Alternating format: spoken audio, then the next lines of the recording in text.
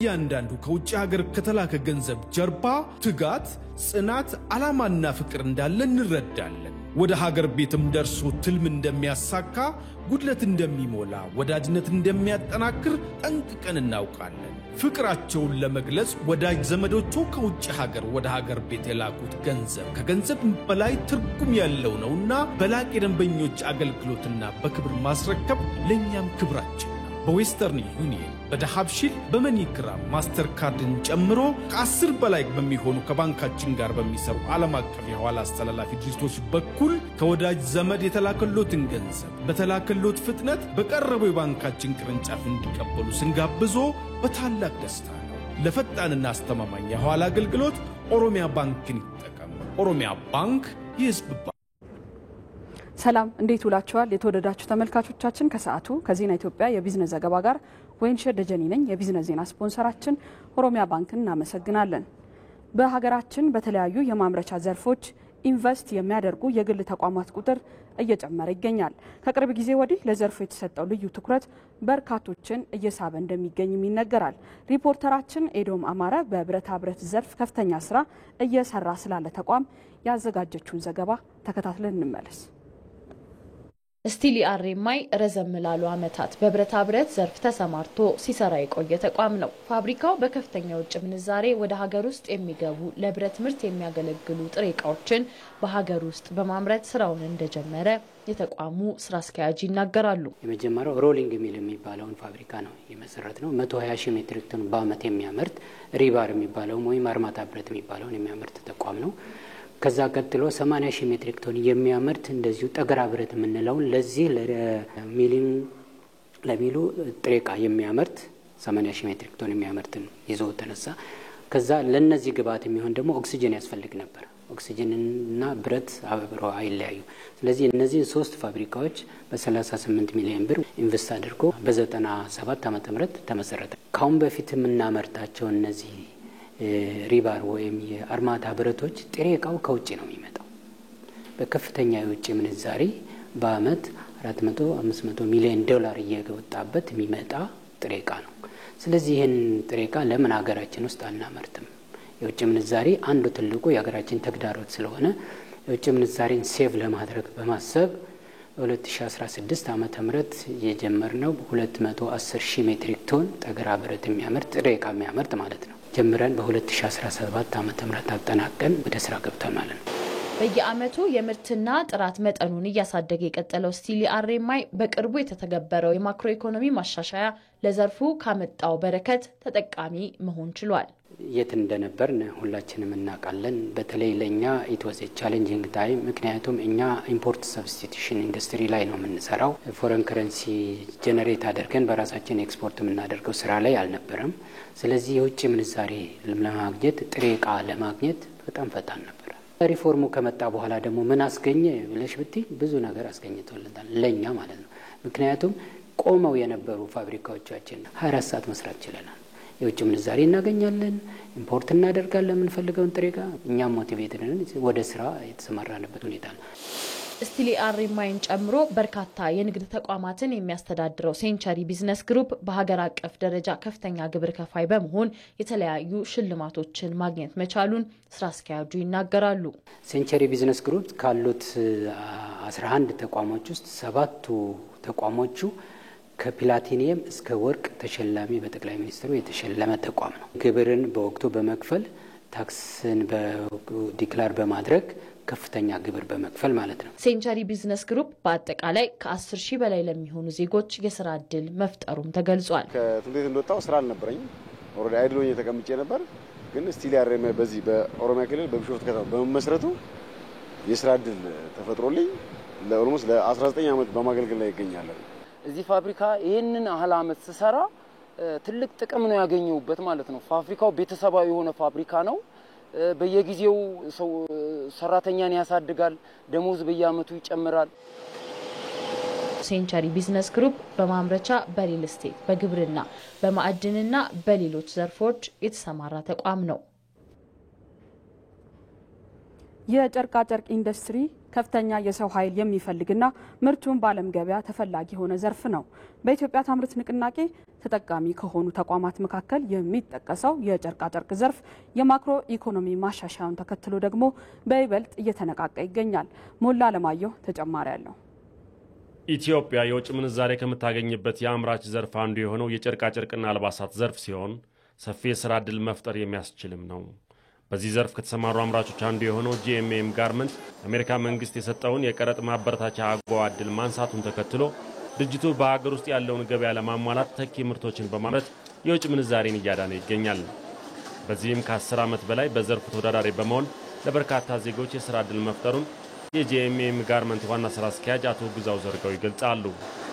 እኛ አሁን እቅዳችን አሁን ያሉት ሰራተኞች 400 ነው። በ3 እጥፍ ለማሳደግ እንፈልጋለን። ግን ቦታው እንደምታዩት ጠባብ ነው። 2500 ካሬ ሜትር ነው። በዚህ ሊሰራ አይችልም። ቢያንስ 10000 ካሬ ሜትር ካላገኘን ማሳደግ አይቻልም። የሸሚዝ ስራ እንደምታዩት በጣም በሰው ሌበር ኢንቴንሲቭ ነው። በሰው የተመሰረተ ነው። ምክንያቱም አንድ ሰራተኛ አንድ ማሽን ይዛል። በሰው ጉልበት የተመሰረተ ነው እና የግድ ሰፊ ቦታ ይፈልጋል። የኢትዮጵያ አየር መንገድን ጨምሮ ለትላልቅ ድርጅቶች አልባሳት እያመረተ የሚገኘው ጂኤምኤም ጋርመንት በአመት 351,000 ልብሶችን የማምረት አቅም አለው። በድርጅቱ ተቀጥረው እየሰሩ የሚገኙት ወጣቶችም የሥራ ዕድል ከማግኘት በተጨማሪ በጋርመንት ዘርፍ ዓለም የደረሰበት ቴክኖሎጂን የተግባር እውቀት እያገኙ መሆኑን ተናግረዋል።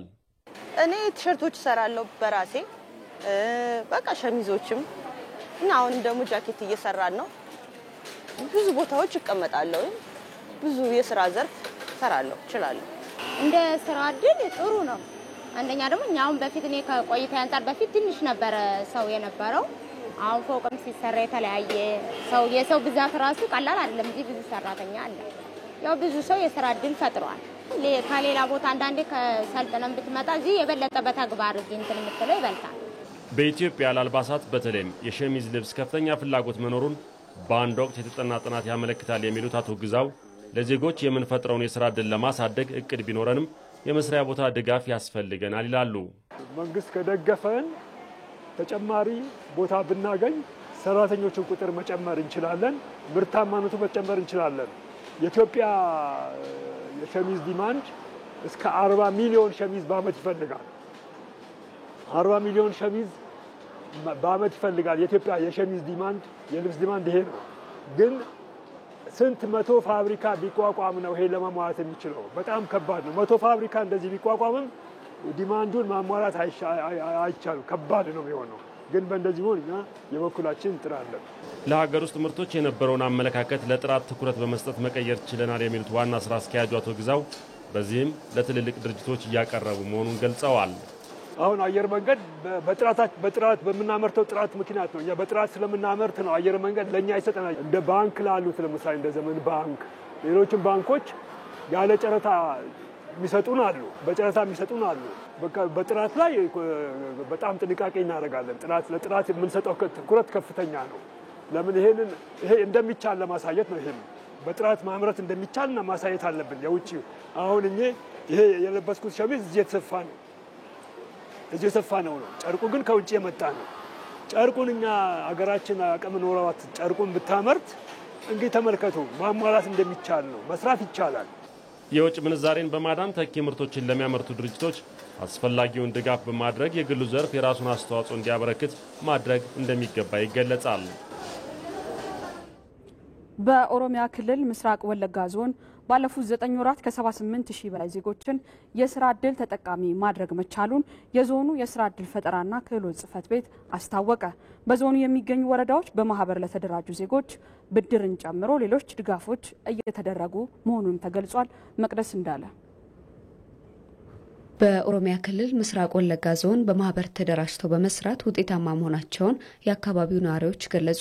በክልሉ በሲቦ ስሬ ወረዳና ንገርጉቴ ከተማ በአነስተኛ ካፒታል ሊሰሩ የሚችሉ ስራዎችን በመለየት ከራሳቸውም አልፈው ለሌሎችም የስራ ዕድል መፍጠር እንደቻሉም ተናግረዋል። አሁን እኛ የምንሰራው ከሸቀጣሸቀጥ ወደ ዳቦ ማምረት ተሸጋግረን ያለ ነው። አሁን ይሄ ማሽን የምታዩት በማሽን ሊዝ ከኢትዮጵያ ልማት ባንክ ድጋፍ የተገዛልን ማሽን ነው። ለአሁኑ ለ10 ሰው የስራ ዕድል ፈጥረናል።